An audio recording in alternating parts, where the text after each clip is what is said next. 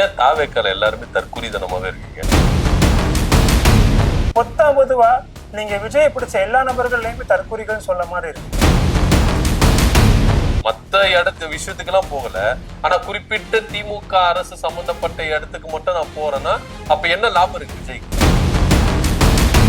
வெளியே வருதுதான் உங்களுக்கு பயம், வந்தா பாஜக நம்மள கடிச்சு துண்டுருவாங்க, அதுவும் இல்லாம கிரௌடு வரும் அப்படின்னு சொல்லிட்டு எதனா ஒரு சாக்கு போக்கு சொல்லலாம். வீட்டுக்குள்ளேயே ரூமுக்குள்ளேயே உக்காந்துக்கிட்டு ஒரு லெட்டர் பேட்ல ஒரு அறிக்கை விடுறதுல என்ன அடுப்பு? தொழிலதிபர்கள் பணம் வச்சிருக்கிறவங்க எல்லாம் உள்ள வந்து அந்த ஸ்டாண்ட் மாறுதுல்ல. அப்போ உண்மையா உழைச்சவனுக்கு இங்க நீங்க வந்து ஒரு குறைஞ்சபட்ச போஸ்டிங் கூட உங்களால கொடுக்க முடியலன்னா அப்ப என்ன? வணக்கம். வணக்கம் வணக்கம். எப்படி இருக்கீங்க? நல்லா இருக்கேன். ஏன் தாவேக்கால எல்லாருமே தற்குறிதனமாவே இருக்கீங்க? எங்களுக்கான உரிமை கேட்கறது சிரிக்கிறதுக்கு ஒண்ணுமே கிடையாது. எங்களுக்கான உரிமை கேட்கறது அது தற்குறிதனமா தான் கேட்கணுமா? நாங்க அப்படி கேட்கலையே. எப்படி போலீஸ்காரனை கையை கடிச்சுதான் உங்க உரிமை கேட்கணுமா? அப்படி இது வரைக்கும் நடந்ததை நம்ம லைவா எங்கேயாச்சும் பாத்துருக்கோமே. தர்மபுரியில ஒருத்தர் போலீஸ்கார கையை பிடிச்சு கடிச்சாரு. போராட வேண்டியது உங்க உரிமை, அதுல எந்தவித மாற்று கருத்தே இல்லை. ஏன்னா ஒவ்வொரு ஜனநாயக நாட்டிலையும் ஒரு மனிதனா பிறந்தவங்களுக்கு, அதுவும் ஒரு கட்சியில உறுப்பினரா இருக்கவங்களுக்கு போராடுறதுல எந்த விதமும் இல்லை. மக்களுக்கு நல்ல விதமான போராட்டம் எடுக்கிறீங்க, அதுவும் எந்த குறையும் சொல்லல.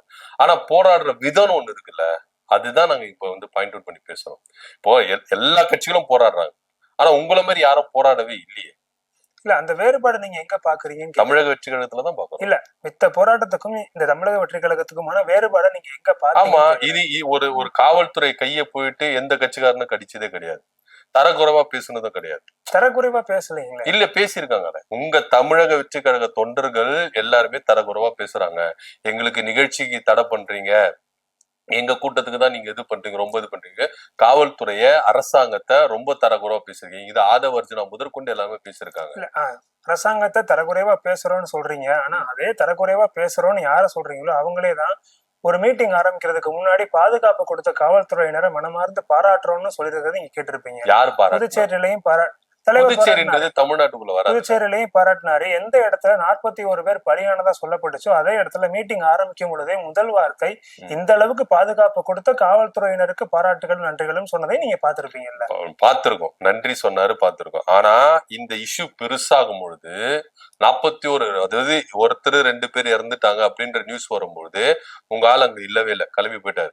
இந்த இஷ்யூ பயங்கர பெருசா இருக்கு. அப்ப என்ன சொல்றாரு, முழுக்க முழுக்க காவல்துறை மேலதான் தவறுன்றாரு. காவல்துறையை பாராட்டுறீங்கல்ல, அட் சேம் டைம் தவறையும் ஒத்துக்கணும்ல. ஆனா ஒத்துக்காம காவல்துறை பாராட்டின உங்க தலைவர் தான் காவல்துறை மேல ஃபுல் பழியும் போடுறாரு. அதாவது சாட்சியும் ஆதாரங்களும் கிடைச்சதுக்கு அப்புறமாவும் இந்த நிகழ்வு ஒரு நபரை மட்டுமே குறிப்பிட்டு சொல்லப்படுது அப்படின்றப்போ அந்த இடத்துல பதில் சொல்லாம இருக்க முடியாது. ஏன்னா நிகழ்ச்சி நடந்து முடிஞ்சிருச்சு, பலியான செய்திகள் வந்துகிட்டு இருக்கு, அந்த இடத்த விட்டு உடனே கிளம்பிட்டாருன்னு சொன்ன எல்லா தகவல்களுமே நான் ஏத்துக்கிறோம். ஆனா பதில் சொல்லும் போது தலைவர் சொன்ன முதல் வார்த்தை, எந்த நபரால், இப்ப அதே இடத்துல தலைவர் மறுபடியும் இறங்கி வந்துட்டாருன்னு வச்சுக்கிறோமே, இப்படி ஆயிடுச்சுன்னு சொல்லி இறங்கி மக்கள் மத்தியில் நின்னாலும் அந்த நெரிசல் இன்னும் அதிகமாகும். அந்த ஒரு காரணத்துக்காக தான் கிளம்பி போகவும் செய்யறாரு. ஆனா கிளம்பி போறதுக்கு முன்னாடி பலியாகுது, அவ்வளவு கூட்டத்துக்கு நடுவுல எது வந்துச்சுன்றது நம்ம பார்த்திருப்போம். இது கடந்த கால செய்திகளையும் நம்ம பார்த்திருப்போம். இவ்வளவு நடக்குது அப்படின்னா எந்த இடத்துல பாதுகாப்பு கொடுக்கணும், அந்த இடத்துல காவல்துறை இல்லையேன்றதுதான் எல்லாரும் கேக்குறாங்க. இப்ப தெரியுதா நான் ஏன் ஸ்டார்டிங்ல தற்கூரின்னு சொன்னேன் உங்களை? சரி, இப்ப என்ன சொன்னேன் அப்படி? ஏன்னா இப்போ நீங்க சொல்ற கான்செப்டுக்கு நான் வரேன். இதே காவல்துறை தான் ஃபார்வர்ட் பண்ணாதீங்க, பேக் இங்கேயே நில்லுங்க, ஏன்னா நெருக்கடி அதிகமா இருக்குன்னு சொல்லிட்டு காவல்துறை மூலமா அனௌன்ஸ்மெண்ட் பண்ணதே நம்ம கேட்கிறோம், ஓகேங்களா? ஆனா இல்ல, நாங்க மூவ் பண்ணி வருவோம் அப்படின்னு ஆதவர்ஜனா சொன்னதும் ஆன் ரெக்கார்ட்ல இருக்கு. சோ இதெல்லாம் நீங்க பண்ணிட்டீங்க. குறித்த நேரத்துக்கு வர வேண்டிய விஜய் நாமக்கல்லையும் வரல, கரூர்லயும் வரல. சோ இதெல்லாம் ஃபால்ட் வந்து நடந்து ஒரு 19 இந்த விஜய் தான் தவறு அப்படின்னு யாருமே இங்க சொல்லவே இல்லை. விஜய் தவறு செய்தார், என்ன தவறு செய்தார்? குறித்த நேரத்துக்கு வரல, சொன்ன கூட்டத்தை கூட்டல. இந்த மாதிரி ஒரு சின்ன சின்ன தவறுகள் தான் வைக்கிறாங்களே கண்டி, இந்த 41 பேர் உயிரிழப்புக்கும் விஜய் தான் காரணம் அப்படின்னு தமிழ்நாடு அரசோ திமுகவோ எந்த இடத்துல மென்ஷன் பண்ணவே கிடையாது, ஓகேங்களா? ஆதாரம்னா நாங்க எடுத்து கொடுக்குறோம், கிடையவே கிடையாது. ஆனா தமிழக வெற்றி கழகத்துல இருந்து என்ன சொல்றாங்க, திமுக வேணும்ட்டினே இதுல சதி செஞ்சிருச்சு, தமிழ்நாடு அரசு வேணும்ட்டினே எங்க மேல பழிய போடுறாங்க. மற்ற கட்சியினர்கள் சொல்லலாம், விஜய் பிடிக்காதவங்க மற்ற கட்சியினர் சொல்லலாம், ஆனா தமிழக வெற்றி கழகத்துல இருந்து இது சொல்றாங்க. சோ இந்த வேறுபாடுகள் பேசுறதா நான் சொல்றேன், நீங்க ஏன் தற்குறித்தனமா இருக்கிறீங்க அப்படின்றத நான் சொன்னேன். இல்ல நீங்கன்றப்ப எனக்கே ஒரு டவுட் வருது. நான் வந்து தாவேகா நிர்வாகியா வந்து உட்காரல. இல்ல அவருக்கு ஆதரவா தானே வந்து நிக்கிறீங்க. ஆதரவுன்றது ஆதரவாளர் இருந்தா நிர்வாகி என்ன நீங்க இப்போ அப்ப நீங்க திமுக நீங்க அப்ப நீங்க டிவிக்கு சொம்பு தூங்கணும்னு அவசியமே கிடையாது. இல்ல நான் இதை உங்கள்கிட்டயும் கேட்கலாம். இப்போ இது வரைக்கும் நீங்க விஜய் படம் பார்த்ததே கிடையாதா? பாத்துருக்கோம். நீங்க கிடையாது, எல்லாருமே பார்த்துட்டு தான் செஞ்சிருக்கோம். ஒரு நடிகரா பிடிச்ச ஒரு நபராகவும் இங்க வரலாம், யாரா இருந்தாலும் வரலாம். அந்த இடத்துல தலைவர் விஜய்ன்றதை கடந்து ஒரு நடிகரை பார்க்க வந்த கூட்டமும் உண்டுன்றதையுமே நம்ம செய்திகள்லயும் பார்த்திருக்கோம். அந்த இடத்துல எல்லாருமே ஒரு நடிகருக்கான ஆதரவு குரலாவும் பேசியிருக்கலாம், ஒரு கட்சியினுடைய தொண்டனாவும் பேசியிருக்கலாம், ஒரு கட்சியினுடைய நிர்வாகியாவும் பேசியிருக்கலாம்.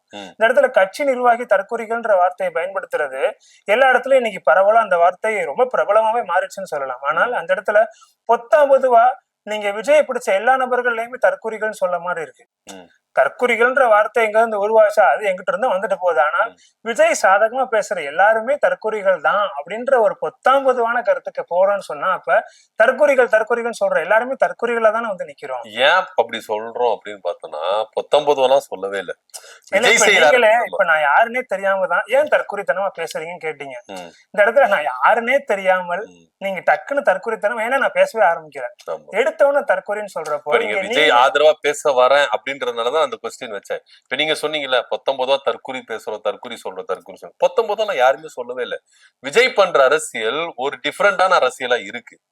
ஆனா அந்த அரசியலை ஏத்துக்கிட்டு அந்த அரசியலுக்கு நாங்க சொம்பு தூக்கிட்டு வரோம், விஜய் செய்யற அரசியல் கரெக்ட், மத்த செய்யற அரசியல்லாம் தப்பு அப்படின்னு சொல்லிட்டு ரசிகராவோ தொண்டராவோ ஆதரவாளரவோ பேச வராங்கல்ல, அவங்களதான் நம்ம தற்குறித்தனம் சொல்றேன்னு கண்டி 19 எல்லாரையும் நம்ம சொல்றது இல்லை. இப்ப நீங்களே விஜய் செய்யற அரசியல் இதெல்லாம் தவறு அப்படின்னு நீங்க சுட்டி காட்டினீங்கன்னா ஓகே, இவர் ரசிகரா இருந்து ஆதரவாளரா இருந்து தொண்டரா இருந்து சுட்டி காட்டுறாரு, விஜய் செஞ்ச தவறையும் சுட்டி காட்டுறாரு அப்படின்னு சொல்லிட்டு நம்ம என்ன பண்ணுவோம், வேற மாதிரி நிகழ்ச்சிகளை விவாதத்தை எடுத்துட்டு போவோம். ஆனா இங்க அவர் செய்ததெல்லாம் கரெக்ட் அங்கீகரிக்கிறீங்களா, அதுதான் இங்க முரண்பாடு. அங்கீகரிக்கிறீங்கன்னு என்கிட்ட சொல்றீங்க, இங்கதான் உங்களுக்கு எனக்கு வேறுபாடு இருக்கு. எடுத்த உடனே நீங்க சொல்ற வார்த்தையும் அப்படிதான் ஆரம்பிச்சிச்சு. இப்பயுமே விஜய் செய்த தலைவர் செய்த எல்லா வார்த்தைகளும் எல்லா பேசிய வார்த்தைகளும் கூட நீங்க நடிகர், நீங்க இப்ப தலைவர். சரி ஓகே, உங்க பாஷைக்கு நான் உங்களை சொல்றேன், நீங்க நடிகர் அப்படின்னு நீங்க இப்ப தலைவர்ன்றீங்க, அப்ப ஏத்துக்கிறீங்களா? விஜய் திரைப்படத்துல மட்டுமே நடிச்சிட்டு இருந்தப்ப நடிகரா தான் இருந்தாரு. ஏன் இப்ப ஆளுங்கட்சி இருக்கக்கூடிய முதலமைச்சர் அவர்களும் திரைப்படத்துல நடிச்சவர் தான் ஒரு காட்சி. ஆனா என்ன மாதிரி ஒரு சமூக போராளியா நடிச்சாரு, சமூக சீர்திருத்தவாதியா நடிச்சாரு. முன்னாடி முதலமைச்சர் இருந்த எம்ஜிஆரும் மக்களுக்காக என்ன தேவையோ அது சினிமால கொண்டு வந்தாரு. விஜய் அப்படி என்ன கொண்டு வந்தாரு, என்ன சமூக சீர்திருத்தத்தை கொண்டு வந்தாரு. இப்பயுமே நான் அரசியல் கட்சி தலைவரா சொல்ல வரல, இல்ல நம்ம நடிகரா தான் பேசிக்கிறோம். நீங்க ஒப்பிடுறீங்களா, இதே திரு மு.க. ஸ்டாலின் அவர்களா இருக்கட்டும், ஜெயலலிதா அவர்களா இருக்கட்டும், எம்ஜிஆரா இருக்கட்டும், கலைஞரா இருக்கட்டும், இவங்க எல்லாம் அண்ணா முதல் கொண்டு எல்லாருமே சினிமா பின்புலத்துல இருந்து வந்தவங்க. ஆனா இவங்களுடைய சினிமா பாணி எப்படி இருந்தது, மக்களுக்கு ஒரு சீர்திருத்த இது கொண்டு வந்தது, சமூக சீர்திருத்தத்தை கொண்டு வந்தது, மக்களுக்கு பிரோஜமானதை கொண்டு வந்தது. இதை பிளாட்ஃபார்மை யூஸ் பண்ணிக்கிட்டாங்க. திரு விஜயகாந்த் கூட இருக்கட்டும், சினிமா அப்படின்ற ஒரு பிளாட்ஃபார்மை ஈஸியா வந்து என்ன பண்ணாங்க, யூஸ் பண்ணிக்கிட்டாங்க. இது மூலமா மக்களை போய் ஈஸியா முடிச்சிருப்பா, நான் மக்களுக்கு என்ன தர வரேன், என்ன சொல்ல வரேன், என் படத்து மூலியமா நான் என்ன சொல்ல வரேன், என்ன சமூக சீர்திருத்தத்தை கொண்டு வரேன் அப்படின்னு சொன்னாங்க. விஜய் அப்படி என்ன பண்ணாரு, ஒரு படம் சொல்ல திரைப்படத்துக்கு மூலியமான்றதை கடந்து நான் அதுக்குள்ள வர்றேன். திரைப்படத்து மூலியமான்றது திரைப்படத்தை கடந்து எத்தனையோ போராட்டங்களுக்கு அவர் குரல் கொடுத்ததையும் பார்த்திருக்கோம். எந்த போராட்டத்துக்கு? கள்ளக்குறிச்சியில போய் மக்களை சந்திச்சதையும் நம்ம பார்த்திருப்போம். அப்ப அரசியலுக்கு வரல. கள்ளக்குறிச்சி போய் கள்ளக்குறிச்சியில போனார்ல, ஆமா, மருத்துவமனைக்கே போனாரு. மக்கள் மருத்துவமனை இருந்தப்ப மருத்துவமனைக்கே போய் பார்த்தாருல. இதை நீங்க பாத்திருப்பீங்க. ஒரு மாணவன் உயிரிழந்தப்ப அவங்க வீட்டுக்கு போனதையும் நம்ம பார்த்திருப்போம். கட்சி தலைவரா போகல, ஒரு நடிகரா தான் போய் பார்த்தாரு. ஒரு சினிமாவுல இப்படி நடிச்சுதான் மக்கள் மத்தியில இடம் பிடிக்கணும். போராட்டத்துக்கு ஆதரவு கொடுத்தாரா? இல்ல நீங்க எங்க அப்போ ஒரு ஹீரோ தான், ஈழத்தமிழ் விவகாரம் நடக்கும் போது அப்போ ஹீரோ தான். ஏன் அதுக்கு மட்டும் ஒரு இல்ல, நீங்க எங்கெங்கெல்லாம் ஒரு நபர் எல்லா இடத்துலயும் குரல் கொடுக்கறத வெளிப்படையாதான் பாக்கணுமா? ஆமா, பின்ன அரசியலுக்கு நீங்க பொது வாழ்க்கை அரசியலே கிடையாது, அப்ப எதுக்கு பண்ணணும்? இல்ல நீங்க இப்போ நீங்க சொல்ற கள்ளக்குறிச்சி விவகாரமா இருக்கட்டும், ஒரு மாணவன் உயிரிழப்பு இதெல்லாம் போய் சந்திக்கிறாரு, ஹீரோவா சந்திக்கிறாருல, ஏன் சந்திக்கணும், எதுக்கு சந்திக்கணும் கேள்வி. இப்போ மத்த இடத்து விஷயத்துக்கு எல்லாம் போகல, ஆனா குறிப்பிட்ட திமுக அரசு சம்பந்தப்பட்ட இடத்துக்கு மட்டும் நான் போறேன்னா அப்ப என்ன லாபம் இருக்கு விஜய்? இப்போ ஈழத்தமிழர்களுக்கு ஏன் குரல் கொடுக்கலன்னு கேக்குறீங்களா? இப்ப நீங்க தான் சொன்னீங்க ஒரு நடிகரா இதெல்லாம் ஏன் செய்யணும்னு. ஒரு நடிகரா இதெல்லாம் ஏன் செய்யணும்னு கேக்குற நம்ம தான் ஒரு செயலுக்கு செய்யல அல்லது குரல் கொடுக்கல, வெளிப்படையா குரல் கொடுக்கல அப்படின்னா ஏன் கொடுக்கலன்னு நம்ம கேக்குறோம். நான் ஒரு சக மனுஷனா தான் சொல்றேன். இப்போ நீங்களும் ஒரு சக மனுஷனாவோ நானும் ஒரு சக மனுஷனாவோ இந்த விஷயத்துக்கு ஏன் இவர் குரல் கொடுக்கல, ஒரு கேள்வி வரும். ஆனா அதே நம்ம தான் குரல் கொடுத்தாருன்னு சொன்னா இதுக்கு மட்டும் இவர் ஏன் குரல் கொடுக்குறாருன்னு கேட்கிறோம். ஒரு நபர் செய்தாலும் குற்றம், செய்யாம இருந்தாலும் குற்றம்னு சொன்னா அந்த நபர் வேற என்ன செய்ய முடியும்?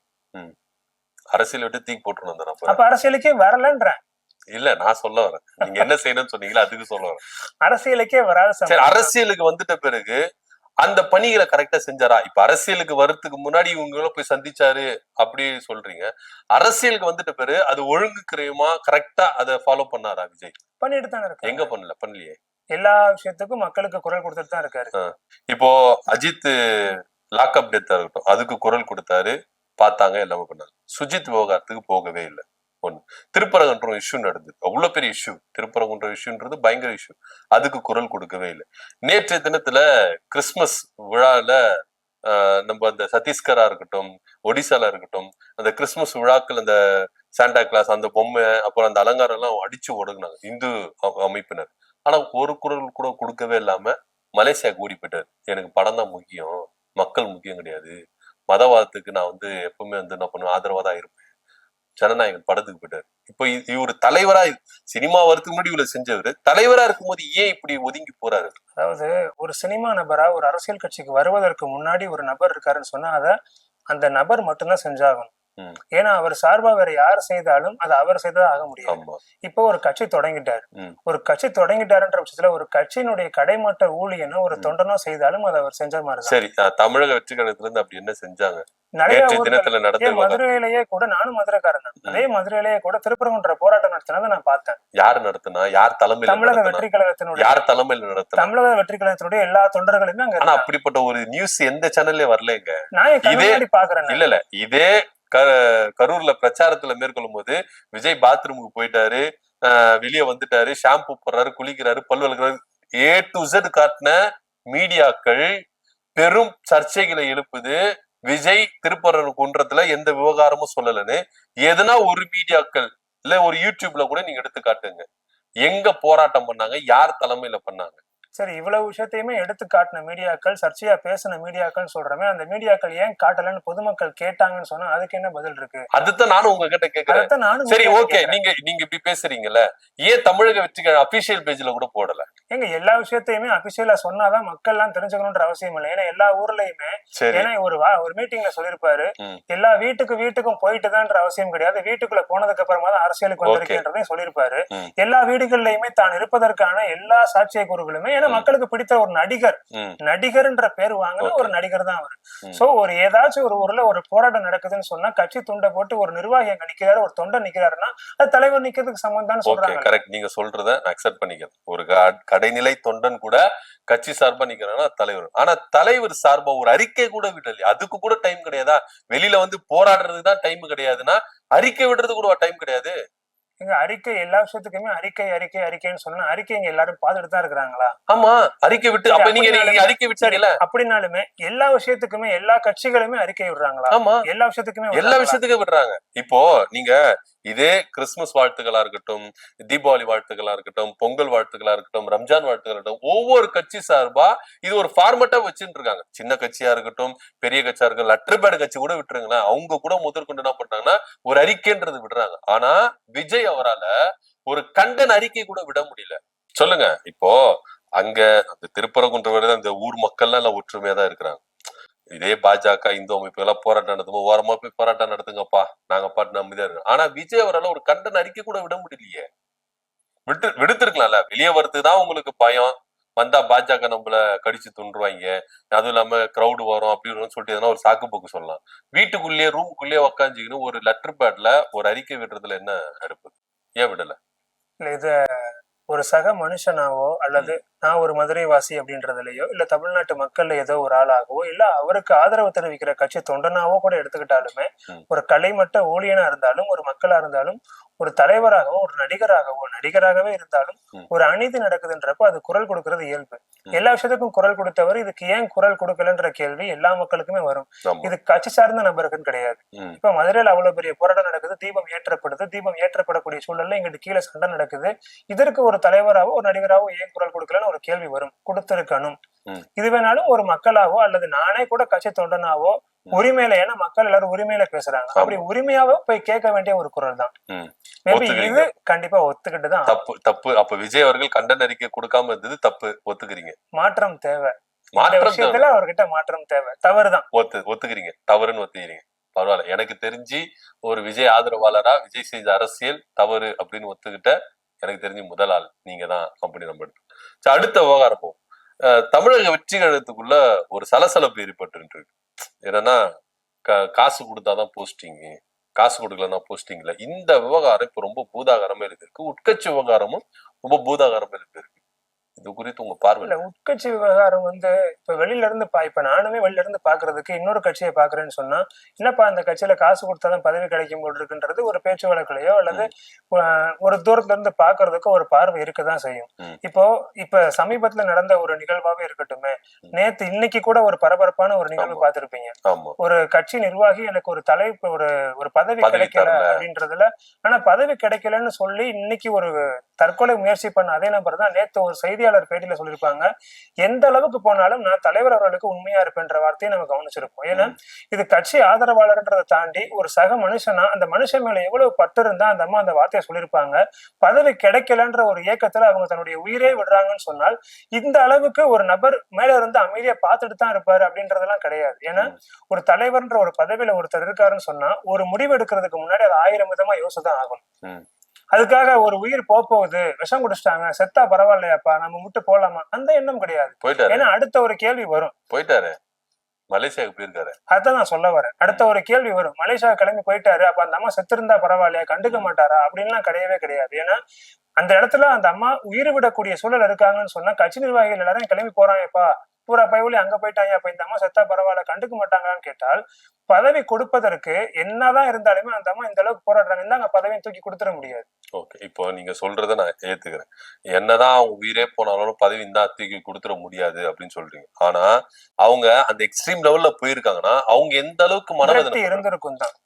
ஏன்னா நான் தமிழக வெற்றி கழகத்துக்காக உழைச்சிருக்கேன், தூத்துக்குடி மாவட்டத்துல நான் இந்த அளவுக்கு பண்ணிருக்கேன்னு சொல்லிட்டு ஒரு புக்கு குவியலாவே என்ன பண்றாங்க போடுறாங்க. பனையூர் அலுவலகத்துல புக்கு குவியல் நம்ம பார்த்தோம், கண் எதிர்க்க பார்த்தோம். அந்த அளவுக்கு ஒர்க் பண்ணிருக்கிறோம், இந்த மாதிரி எந்த மாவட்டத்திலயும் ஒர்க் பண்ணது இல்ல அப்படின்னு சொல்றாங்க. சோ அவங்க ஒரு தலைவராவது நடிகரா இருக்கும் பொழுதும் சரி, கட்சி ஆரம்பிச்சு தலைவரா இருக்கும்போது சரி, அந்த அளவுக்கு அவங்க பற்று இருந்திருக்காங்க. எனக்கு பதவி கொடுக்கல, என் உயிர் தான், என் உயிர் கூட எனக்கு தேவையில்லை அந்த ரேஞ்சுக்கு போறாங்கன்னா அவங்க எந்த அளவுக்கு மன உளைச்சலுக்கு உச்சத்தின் போயிருப்பாங்க. இதை நீங்க இன்னொரு விதமா யோசிக்கலாம். இல்ல, நீங்க வேற விதமா யோசித்தீங்க, அதேதான் நான் இந்த விதமா யோசிச்சேன். இதுக்கு ஒரு வேற விதம் நீங்க சொல்றீங்க. பதில் சொல்றதுக்காக நான் இந்த வார்த்தையை பதிவிடல, நான் பதிவிடுறேன், அதுக்கப்புறமா நீங்க சொல்லுங்க. நீங்க இப்ப இவங்க இந்த அளவுக்கு கட்சிக்காக உழைச்சிருக்கேன்னு சொல்லிட்டு இத்தனை பணிகளை கொடுக்குறாங்க, நான் அது பொய்ன்னு சொல்லல. ஏன்னா உண்மையாவே நிறைய பேர் உழைச்சிட்டு தான் இருக்காங்க. இப்போ இந்த அம்மா இந்த அளவுக்கு உழைச்சிருக்காங்க, அவங்களுக்கான ஒரு பதவி கொடுக்கணும்னு சொல்லிட்டு இப்ப பதவி கொடுக்கப்பட்டுருச்சுன்னு வச்சுக்கலாம். பதவி கொடுக்கப்படுதுன்னு சொன்னால் இதே மாதிரியான கேள்வி எத்தனை பேருக்கு எழும்பும் நம்ம யோசிக்கலாம். ஆனா அவங்க எல்லாம் உழைச்சிருக்காங்க, கண்டிப்பா உழைச்சிருக்காங்க. ஏன்னா இதே புஷி ஆனந்த் தான் பொதுச் செயலாளர் என்ன சொல்றாரு, சைக்கிள்ல போய் போஸ்டர் ஓட்டணும், கொடி கடனுக்கு தான் நாங்க போஸ்டிங் கொடுப்போம் அப்படின்னு சொன்ன தாவேக்காவுடைய ஸ்டாண்டு நிறைய பேர் அரசியல்வாதியில இருந்து பின்புலத்துல இருந்து வந்தவங்க, தொழிலதிபர்கள், பணம் வச்சிருக்கிறவங்க எல்லாம் உள்ள வந்து அந்த ஸ்டாண்ட் மாறுது இல்ல. அப்போ உண்மையா உழைச்சவனுக்கு இங்க நீங்க ஒரு குறைஞ்சபட்ச போஸ்டிங் கூட உங்களால கொடுக்க முடியலன்னா அப்ப என்ன? இன்னும் எல்லா மாவட்டத்திலயுமே முழுமையா எந்த ஒரு நிர்வாகிக்கான எல்லா பொறுப்புகளுமே முழுசா இன்னும் அறிவிக்கப்படல. தேர்தல் வரப்போகுதுங்க, இன்னும் 4 மாசத்துல தேர்தல், இன்னும் கட்டமைப்புக்குள்ளே வரலன்னு எப்படி நீங்க வேட்பாளர் அறிவிச்சு 4 மாசத்துல தேர்தல் அறிவிச்சுட்டு இன்னும் 1 மாசம் தேர்தல் அறிவிக்க முன்னாடி நாங்க அறிவிக்கிறோம்னு சொல்லல. இல்ல நீங்க இன்னும் ப்ரிப்பேர் ஆகலன்ற தேர்தலுக்கு ப்ரிப்பேர் ஆயிக்கிட்டு இருக்காங்கன்னு நான் சொல்றேன். அது 4 மாசம். இப்போ எல்லா கட்சியும் என்ன பண்ணிட்டாங்கன்னா சின்ன சின்ன கட்சிகளோட பிரச்சாரத்துக்கு போயிட்டாங்க. ஏன்னா 4 மாசம்ன்றது குறுகிய காலம், தேர்தலுக்கு ஒரு பெரிய தேர்தல் வருது, குறுகிய காலம், பிரச்சாரத்துக்கு போயிட்டாங்க. ஆனா நீங்க இன்னும் போஸ்டிங் போட ஆரம்பிச்சிருக்கீங்க. இப்பதான் அது இன்னும் போஸ்டிங் ஆரம்பிச்சு உட்கட்சி முதல் வரது இப்ப வெடிச்சிருச்சு, தூத்துக்குடியில வெடிச்சிருச்சு, இன்னொன்னு ஒரு மாவட்டத்துல வெடிக்கும். அதெல்லாம் சமாளிச்சு வேட்பாளரை நீங்க அனௌன்ஸ்மெண்ட் பண்ணி அதுக்கு இறங்கி கிரவுண்ட் லெவல்ல வேலை செய்யணும், பூத் லெவல்ல வேலை செய்யணும், கிளை கழகத்துல வரைக்கும் நீங்க வேலை செய்யணும்னா இதுக்கு 4 மாசம் உங்களுக்கு பத்தாது. இல்ல பாக்குற நமக்கே இது பத்தாதுன்னு தோன்றப்ப அனுபவிக்கிற அவங்களுக்கும் அந்த வழி இருக்கதானே. அதுதான் விஜய் இந்த அளவுக்கு கொஞ்சம் காலதாமதப்படுத்துற. இப்போ ஜனநாயகன் பட விழா ரொம்ப முக்கியமா, இவரு போனாதான் இந்த விழா ஃபுல்ஃபில் ஆகுமா? எப்ப எனக்கு கட்சி ஆரம்பிச்சேன், இதே எம்ஜிஆர் முதல் கொண்டு எல்லாருமே நீங்க சொன்னீங்கல்ல, படத்துல இருந்து வந்தவங்க அவங்க எல்லாருமே சினிமா விட்டு அரசியல் வரும்போது சினிமாவுக்கு முடக்கு போட்டுதான் வந்தாங்க. ஏன்னா அரசியல்ன்றது வந்து பெரிய உலகம், அது உள்ள நீங்க போயிட்டீங்கன்னா நிமிஷம்ல செகண்ட் கூட நீங்க வேஸ்ட் பண்ண முடியாது அப்படின்ற ரேஞ்சுக்கு தலைவர்கள் இருப்பாங்க. ஆனா விஜய் எனக்கு இதெல்லாம் முக்கியம் கிடையாது, சினிமா தான் எனக்கு முக்கியம் அப்படின்னு சொல்லிட்டு போறாரு. இல்ல சினிமா தான் முக்கியம்ன்றதை விட அப்படிதான் எடுத்துக்க முடியுது. இதோட மொத்தமா முடிச்சிடலாம் தான் முடிவே பண்ணிடு. அது முடிச்சிருந்தா வேண்டாம் போக தேவையில்ல ப்ரொமோஷன். இப்ப அவர் போறது படம் உங்களுக்கே அதுதான் நான் சொல்றேன். இல்ல இசை வெளியீட்டுன்றது மியூசிக் டைரக்டர் தான், தலைவர் இது ஹீரோக்கு இல்ல. இவரு போனாதான் இந்த படம் ஓடாம இருக்க போகுது இல்ல, இவரு போலனாலும் இந்த படம் ஓட போகுது. விஜய்க்குன்ற படம் ஓடதான் போக போகுது. ஓகேவா? இது எதுக்கு போய் ஒரு ப்ரொமோஷன் கொடுக்கணும்? ஏங்க நம்ம எல்லாத்துக்குமே தெரியும். ஏன்னா நான் சொல்றேன், அது நீங்க சொல்ல மாட்டேன்றீங்க. ஏன்னா மலேசியால இசை வெளியீட்டு மட்டும் நடக்க போறது இல்ல, மியூசிக் கான்சர்ட்டும் நடக்க போகுது. சோ இவரை வச்சு பல டிக்கெட்டுகள் அங்க விட்டாச்சு, பல கோடிக்கணக்குல டிக்கெட்டுகள் வித்துதாச்சு. இவரு போலனா அங்க இருக்கிற ரசிகர்களோ டிக்கெட் வாங்கணும் எல்லாரும் கேள்வி கேட்பாங்க. அதனாலதான் இவரு இங்க இவ்வளவு கலவரம் நடந்தாலும், கட்சிக்குள்ளேயோ இல்ல அரசியலோ கலவரம் நடந்தாலும் எனக்கு அதுதான் முக்கியம் சொல்லிட்டு போறாரு. அது ஒத்துக்க முடியுமா உங்களால? இதை ஒத்துக்க முடியாது அப்படின்றதுல கண்டிப்பா முடியாது. ஏன் முடியாது அப்படின்னா, எப்படி எதை வச்சு சொல்றீங்க? மக்கள் எப்படியானா கெட்டு போட்டோம், நிர்வாகிகள் எப்படியாதுன்னா உயிரை விடட்டும், எனக்கு வந்து நான் டிக்கெட் அங்க வித்தாச்சு, பல கோடிக்கு நான் வந்து பிசினஸ் பேசியாச்சு, அதனால நான் போறேன் அப்படின்னு சொல்லிட்டு போறாருன்னா இது எப்படி எடுத்துக்க முடியும்? இல்ல அதனால போறேன்னு அவர் பேட்டி கொடுத்துட்டு போனாரா? பேட்டி கொடுக்கணும்னு அவசியம் கிடையாது. இதெல்லாம் பேட்டி கொடுத்து இல்ல இதெல்லாம் பேட்டி கொடுக்கணும்னு அவசியம் இல்ல. நம்மளுக்கு வர தகவல்கள் அது அப்படித்தானே சொல்லுது. பல கோடி ரூபாய்க்கு டிக்கெட் வித்தாச்சு, இவரு போலன்னா அங்க பெரிய விஷயம் நடக்கும், அதனாலதானே எல்லாரும் கிளம்பி போறாங்க. தகவல்கள் 1000 சொல்லும். இப்ப ஒரு விஷயத்துக்காக அவர் குரல் கொடுக்காட்டி ஏன் குரல் கொடுக்கலன்னு கேக்குறோம்ல. இந்த விஷயத்துக்கு எல்லாம் அவர் குரல் கொடுத்துட்டு போனாரா? நான் இதுக்காக தான் போறேன், எனக்கு அங்க இருக்கிற வியாபாரம் முக்கியம், எனக்கு அங்க இருக்கிற பிசினஸ் தான் முக்கியம், இங்க இருக்கிற எனக்கு எதுவுமே முக்கியம் இல்ல, இந்த வார்த்தையை சொல்லிட்டு அவர் போனாரு. எல்லாத்தையும் சொல்லிட்டு போகணும்னு அவசியம் இல்லைங்க. இப்போ நம்மளுக்கு வந்து ஒரே விஷயம், இப்போ இங்க வந்து இவ்வளவு பெரிய இஷ்யூ நடக்குது, எனக்கு இது முக்கியமா ஜனநாயகன் பட விழா ரொம்ப முக்கியமா அப்படின்னா நம்ம எது அனலைஸ் பண்ண முடியும்? நீங்களே சொல்லுங்களேன். நீங்க பொது வாழ்க்கையில வந்துட்டீங்க, நீங்க சினிமாக்கு முடக்கு போட்டு வந்துட்டீங்க, இதுக்கப்புறம் சினிமாவும் பொது வாழ்க்கை தானே. யார் சொன்னது பொது வாழ்க்கை? சினிமா பொது வாழ்க்கை இல்லையே. ஆமா, இவரு 200 கோடி ரூபா 300 கோடி ரூபா சம்பாதிக்கிறது இது பொது வாழ முடியும்? சினிமா எல்லாத்துக்குமான ஒரு விஷயம். பொது இல்லையே, அப்படி இல்லையே. சினிமான்றது வந்து பொது வாழ்க்கையே கிடையாது. பொது வாழ்க்கைன்றது வந்து நீங்க அரசியலுக்கு வந்து மக்களுக்காக மக்களோடு நிக்கிறீங்களா, அதுதான் பொது வாழ்க்கை. நீங்க சினிமால இருக்கிறது வந்து உங்களுடைய வேலை, நீங்க சம்பாதிக்கிறீங்க.